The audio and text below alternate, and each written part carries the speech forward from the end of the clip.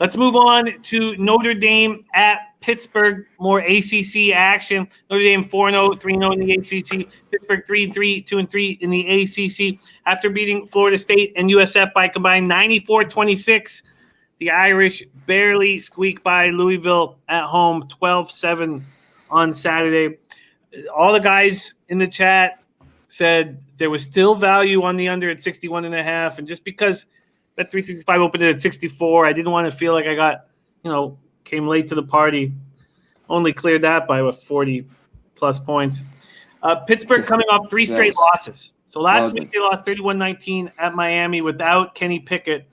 Joey Yellen came in, went for 22-46 for 277 yards and 1 TD.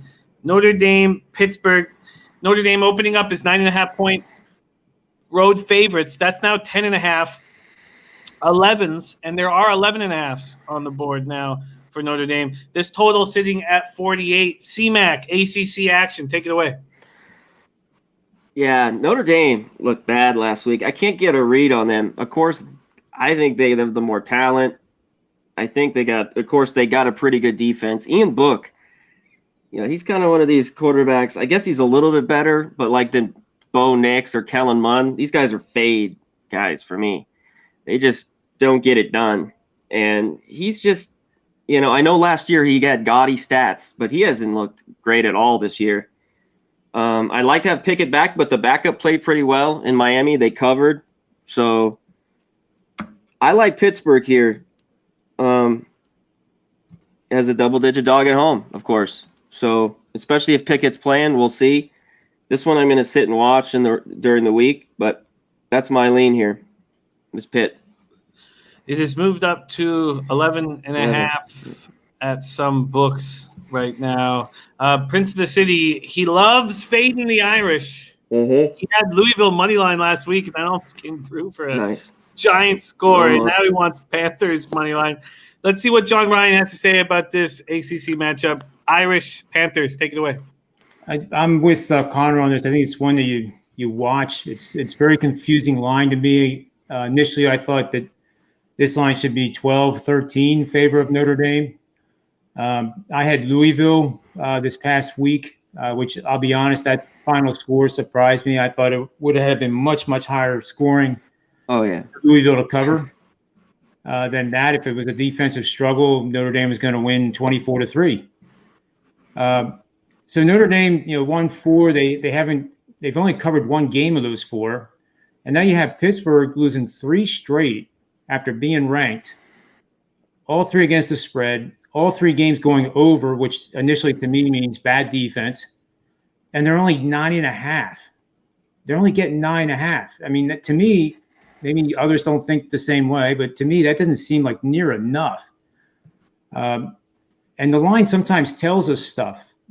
I'm thinking, well, it's not near enough, then maybe the play is Pitt, despite losing 3 in a row and being such an ugly home dog right now. But I can't, like you said it perfectly, Connor, I can't get a read on Notre Dame either now. They look like they could roll right into the playoffs and give Clemson a hell of a run for their money. But after last week against Louisville, to score 12, I think it was 4. That was so ugly, that game. That was horrible. They looked horrible. That was hard to watch. This could still go up. I think this could go up. People bet on Notre Dame, and, I have my own, Notre Dame thing. I love fading them, too. I just think they're ridiculously priced. They're like the Yankees or the Dodgers, these teams, and especially at home. But on the road, I don't think they should even be 11. I think it goes up. I think Pitt here, this is maybe where they get right. They're at home. They're going to be up for this game.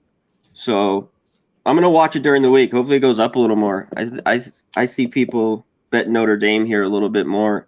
But we'll see. But I like Pitt. One last thing on it. I do have a few money flow indicators here from the ones I track.